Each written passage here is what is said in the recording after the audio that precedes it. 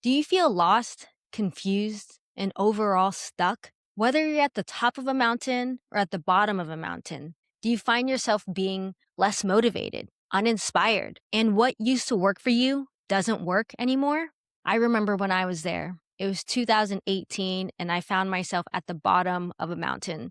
And that's typically when most people feel stuck. But I'm here to give you a perspective shift that you can also feel stuck at the top of a mountain. As I was thinking about today's video, I wanted to revisit that person who felt stuck at the bottom of a mountain and recognizing that that was me almost 10 years ago and that yet again, I'm at the bottom of a mountain. But this time, I'm wanting to share with that person and with you a perspective shift that I wish I had, that I wish someone would have told me during that time, that it doesn't matter if you're at the top or at the bottom, that you can still feel stuck. And I want to give you a perspective shift to support you in getting unstuck. So this morning, before preparing for this video, trying not to do what I did yesterday and just showing up differently, I get to learn about what's going to work for me and what's not going to work for me. So one thing I'm currently experimenting with is vocal warm-ups. And so then, of course, also being Filipino, I was like, well, let's sing a song to see how much we've allowed ourselves to go in full range. And I ended up choosing the song Alicia Keys, If I Ain't Got You. Now, for a millennial, that's almost a classic at this point. But if you don't know the song, let's go ahead and look it up together. And the reason why I'm showing you this song is because I thought it was interesting that she's actually talking about all the things that can motivate somebody. And for a lot of people, these are very normal things to be motivated by. And so we're going to go on to AZ Lyrics. If you don't know, now you know. But AZ Lyrics has been a longtime friend of mine, given the fact I'm also from Arizona. But it's been a longtime friend of mine because I respond really well to words. And so growing up and buying CDs, biggest frustration, growing up buying CDs and seeing that there was no lyrics in the booklet of the CD, I would go to azlyrics.com to listen to the music and also read it at the same time to really hear what the artist is trying to say and the message that they're wanting to share. And so here we are, Alicia Keys, If I Ain't Got You. Some people live for the fortune. Some people live for the fame. Some people live for the power. And some people just live to play the game. Some people think that it's the physical things, and for her, that's superficial. And some people want diamond rings, and some people want the promises of being forever young, along with 3 dozen roses. And it being Alicia Keys and the success that she had at this time, for her, what motivates her is not any of these things, but is actually love, which is, I would say, the ultimate motivator for most people. And so maybe for other people, it might be a following or fitness or fun or friends and family. But over the years, I've been learning that I don't think I'm like most people. And I say that because I had a lot of shame around that not being a motivator for me, that specifically family wasn't a motivator for me. You know, especially coming from a Filipino background, you know, that collectivism, that kapwa that, you know, a lot of Filipinos talk about. That's not an experience that I know. And so I felt a lot of shame around, particularly when I was in university, that I didn't want to go home to go see my family. I wanted to stay on campus and get a summer job and do other things. And I mean, why would I want to go to Phoenix in the summer? Are you crazy? And to be fully transparent, I said, maybe it's not my family that I feel motivated by. Maybe it's something else. Don't get me wrong. I would say the things that have motivated me has been my mom and just having that internal debt. It's a Filipino word. It's like, we should look it up. We should look it up together. Utang na loob is a Filipino cultural trait, which when translated literally means a debt of one's inner self. Charles Kaut translated the term in 1961 as a debt of gratitude, while Thomas Andres took his cue from Kaut when he translated in 1994 as reciprocity. But Virgilio Enriquez suggests a more accurate translation in combining the concepts of gratitude and solidarity. Pe Puao and Marcelino point out that utang na loob does not imply the sense of burden inherent to Kaut and Andres's translations. Anyways, it continues. Again, language, right? So having to be considerate of the many translations that it was just talking about. It's just having this internal debt to my mom. Being first generation and coming from immigrant parents, like, I know that I'm not the only one that feels that and wanting to pay that back in gratitude. So that was one thing that would motivate me. And the second thing was, I was like, well, shoot, if that's not going to motivate me to become all that I can be, then maybe death was another thing that would motivate me because like we only have one life that we currently know of. To be fully transparent, I thought that having my own family and getting married would also motivate me. And to be honest, it hasn't. It doesn't.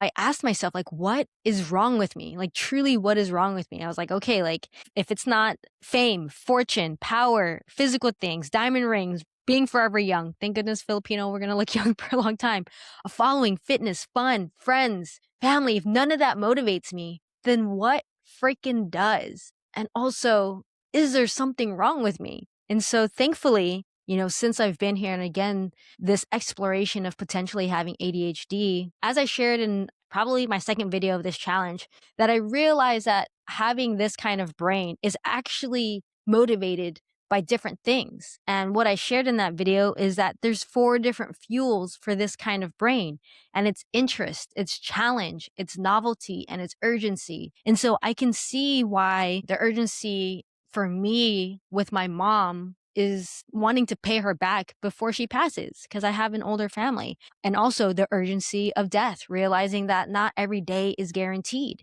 and I would say when it comes to being in this new family and being married, it's not necessarily that level of like responsibility or belonging in it. I think that that's probably people who are motivated by family who feel that way. More for me, it's thinking and believing and imagining what me and my partner can become together and what we can create together is actually something that has been motivating me. And so I just want to share this with you as someone who's been navigating and feeling different in what will keep me going, in what wakes me up every day. This is the perspective shift. If you're feeling stuck and you're feeling like none of these things motivate you, maybe there's something that we haven't considered yet. And so I want to show this video to you that I came across a couple days, and it's by Lauryn Hill. Life is peaks and valleys. And some people think some people explain that as good times, bad times, but I actually think it's learning or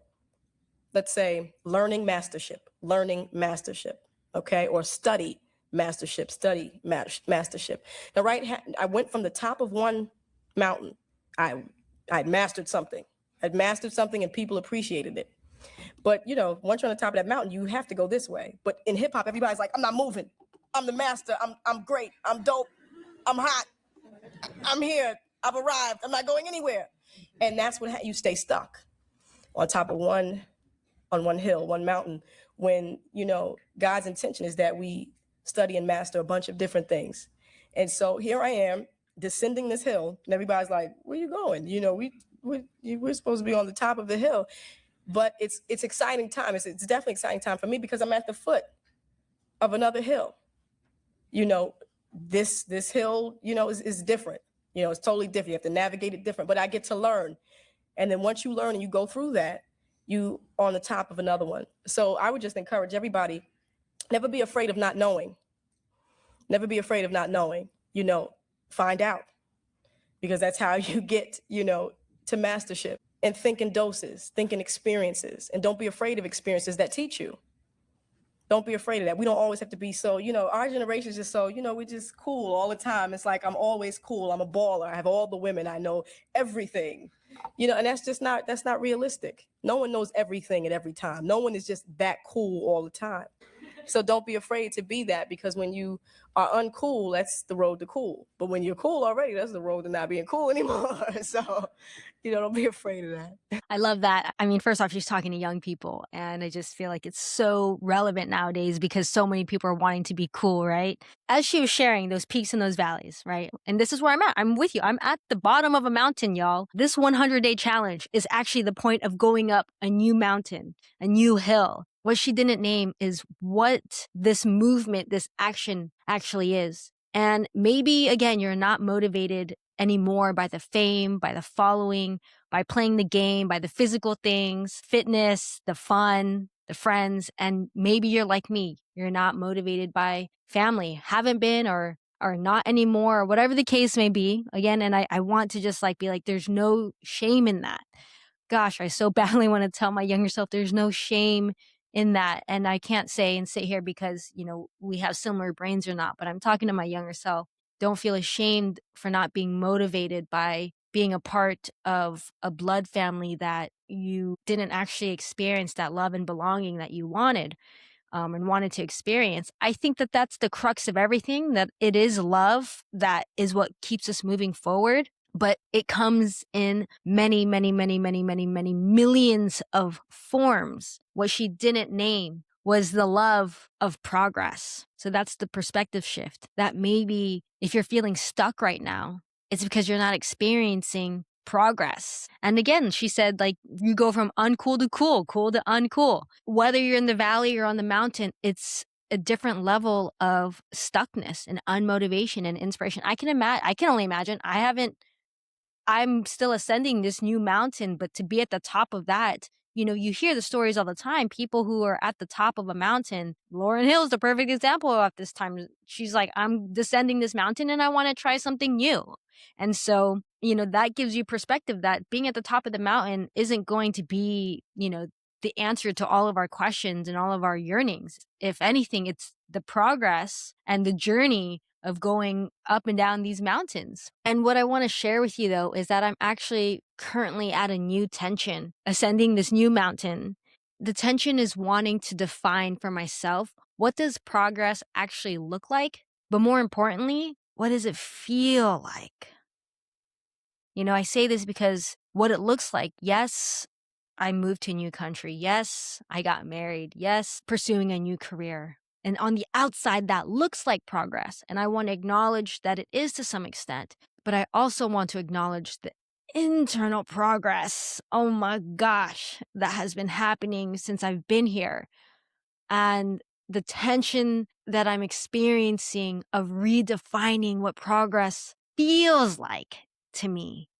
And so this is the major perspective shift that I want to share with all of you that I'm currently in myself. I'm going to share with you an entry from my morning pages. As you know, I'm currently going through the artist's way at my own pace. The one thing that I've been sticking to is my morning pages. I'm currently experimenting with late night pages, but nonetheless, I'm going to share with you writings from just April 2nd. And today is April 8th. I'm truly like in the midst of it. I hope that it helps you on your journey and just lets you know that you're not alone in this process. Thursday, April 2nd. Ooh, it actually is a late night entry. 10:48 p.m. I write. I'm honestly so tired of striving that I just want to be. I'm tired of trying to be the quote best version of myself. What does that even mean? What does best even mean? Compared to who? Compared to what? Myself? Yesterday? Fuck. That's all I've been doing for the past 2 decades. And I just want to catch my breath and stop figuring myself out and explaining what I've gathered. What if I'm tired of reaching for my potential? What if there's no potential to be reached? What if I want to just chill and try again in the next lifetime? What if I don't want to process trauma? What if I don't want to be coached? What if I don't want to make my dreams come true? Huh? What if? Nothing. Absolutely nothing. Because it doesn't actually matter. The world will keep on spinning, keep on going. That's the hard truth. And what's even harder is that I've been so caught up in being a better person bullshit that I've missed the whole point to life. Just living, just being, just like children do. They don't think about being productive and living up to their potential. They don't aspire to be anyone or anything except themselves. So how the hell did we get so far away from that? Something I've said a few times before is that the one thing I'm proud of is being true to myself. But to be honest, I don't know if I've ever, at least in adulthood, given myself time to breathe into being myself before I moved on to the next thing that I needed to fix. So nothing was ever fully integrated because I didn't allow myself to experience just being in practice of it until I made it a part of my personality. But now I'm asking, what if I'm tired of being myself or this self? What if I just stopped trying so damn hard? Then where would I be? Because honestly, with all this effort that I've been putting in for the past 2 decades, and this is where I've ended up, it's pretty damn questionable. Heavy fucking sigh. Anyways, enough of that for now.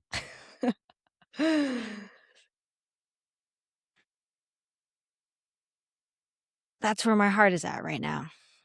I just want to share with you all where I'm getting this new perspective from. And it's from this book called Conversations with God by Neil Donald Walsh. I finished this book. Yes, it is a combination of 2 books, but it's a part of a trilogy. I feel like this book has really gotten to the core of my questioning, at least, but I think a lot of questions for humanity. There's this part from this book that I wrote down on this piece of paper, recognizing that my brain likes external reminders, a different perspective that I'm currently experimenting with because of these tensions that I experience for so long, trying to fix myself and work on myself and become the best person I can be, and just feeling like it's not working.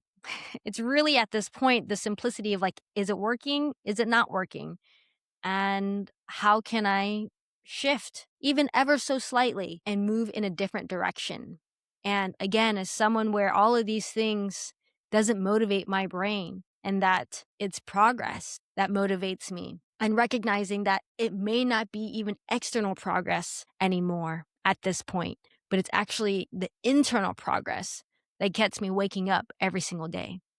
The new perspective, the struggle becomes a process of self-definition, not self-discovery.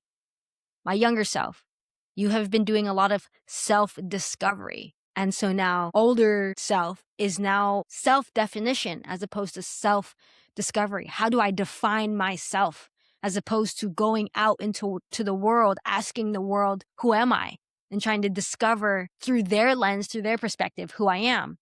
I'm now wanting to reclaim the pen to paper and say, how do I want to define myself? So the struggle becomes a process of self-definition. The struggle becomes a process of growth, not learning. As we've talked about in the past video, we focus a lot on mental development and physical development, not so much on emotional development and spiritual development. But the struggle becomes a process of growth, not learning. I'm feeling frustrated because our educational system has convinced us that learning, memorizing, input is progress. And I believe them. I believe them so much that I've dedicated 2 decades of my life of learning. But where I'm at now is the integration of that learning and those inputs and allowing myself to grow into the person that I want to experience. And I'm going to be completely honest, this is something that me and my partner approach growth differently. I approach growth by initiation, by taking action, and by being proactive. They approach growth by just being in it and allowing it to change them. And so being in relationship with them is that tension that I'm feeling, like, oh, I didn't know that you can grow in other ways. I didn't know that you can just be and the growth will still happen. And so that's the last thing. The struggle becomes a process of being, not doing. And this is just a mind fuck for me because all of the personal development books I've been reading was all about self-discovery, learning, and doing. And this book right here is reminding me that maybe a better way that might work for you is actually defining yourself, is just by growing, by just being. And it's truly blowing my mind because I've been convinced otherwise. And so it says, the reason becomes the process and the doer becomes the beer. Again, if you're at a place where you feel stuck and the reasons that motivated you before, fame, fortune, following, fitness, fun, friends, family, if those reasons don't pull you forward anymore, I hope that you don't feel any shame around it like I did, but that may be a new reason becomes the process of not being a doer, but becoming a beer. And so the reason for reaching, striving, and working hard is to experience heavenly things. And that the new incentive is to become what I created you to be, what God created you to be, what source in the universe and love has created you to be. I sit here in these tensions in wanting to integrate this new way and new perspective of being instead of doing, of growing instead of learning, of defining myself instead of discovering myself. And that the perspective shift and the reason is progress, is growth. And just as much as it can be external, above ground, it could also be internal, underground. And at the end of the day, that growth is still growth, whether fast, whether slow. But no matter what, you get to define what progress and growth is for you, nobody else. And that's the perspective shift that I want to share with you, is that actually we get to define who we want to be, and that every choice and every action is an action of self-definition. So again, if you feel lost, confused, uncertain, unmotivated, and generally stuck, ask yourself, what season are you in? Are you in a valley or are you in a mountain? Are you descending or are you ascending? And what Lauryn Hill says, are you studying or are you in mastership? Are you learning or are you at the top? And knowing that you can feel stuck either which way, but maybe what might actually keep you going is the progress of descending and ascending, and that the growth happens internally and underground just as much as externally and above ground. But at the end of the day, you get to define that for yourself. So I hope that this perspective shift supports you wherever you're at in your journey. And that if things don't feel the same way that they used to, or they don't inspire you and motivate you the same way that they used to, that's okay. You get to now define what does. I would love to hear if any of this resonated with you. I'd love to hear just a key takeaway that you got from this video in the comments below. I'd really appreciate it. And just wanting to make sure that, that I'm just being transparent about this process of being at the bottom and in a valley, but currently in the process of ascending a new mountain and a new hill. Just letting you know that you're not alone in it, and you're not alone in this process, and that I'm just right here walking right beside you. All right, y'all. I'll see you on the next video. Bye now.